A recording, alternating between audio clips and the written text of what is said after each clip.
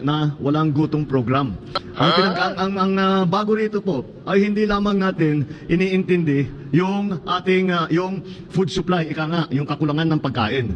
Ngunit bukod pa ron, titiyakin namin na may sapat na pagkain at bukod pa ron ay titiyakin natin na tama po ang kinakain po ninyo para balansyado po ang tinatawag na balanced diet.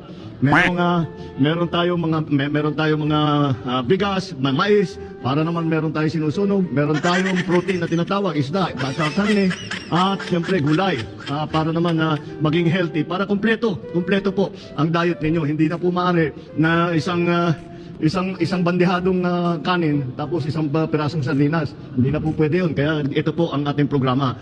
Patuloy po natin at ating ginagawa. Ito ay nasa walang gutom program. Dahil po, kung maalala ninyo, nung bago akong upo, tinanong sa akin, ano ang pangarap ko sa aking termino bilang presidente? Ay ang sagot ko, sana naman magawa natin na pag alis ko bilang Pangulo ay wala nang gutom na Pilipino. Kaya po may mga programa tayong ganito. Sa programang ito, magkasama po ang food assistance, yung pagbigay po ng mura ng pagkain, nutrition education, na nakakaunawa kung ano ang mga kailangan na kainin na iba't ibang klaseng pagkain para maging malakas po ang ating katawan, at matibay po ang ating kalusugan. At ngunit dito sa Walang Gutom program, ang bawat pamilya ay may credit, nakakatanggap halos na 3,000 piso. At ito'y food credit na nandyan po sa inyong EBT card. Ginagawa po natin pinakamadali para nandun lahat.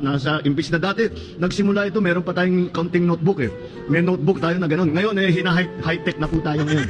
Kaya meron na lang kayong card. At susunod ay yung tinignan namin na sistema na imbis na kailangan pa magrehistro at imbis na maglagay doon sa parang booklet, ay dyan na lang po sa computer, kayang-kaya po. Ay tuturuan po kayo namin kung paano guys. Napakasimple lang po. Hindi po kayo dapat magulat.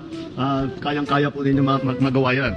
Kaya bukod pa dyan, kinukonekta na rin po natin na para hindi na yung pagbayad, pwede na ninyo i-konekta sa GCash.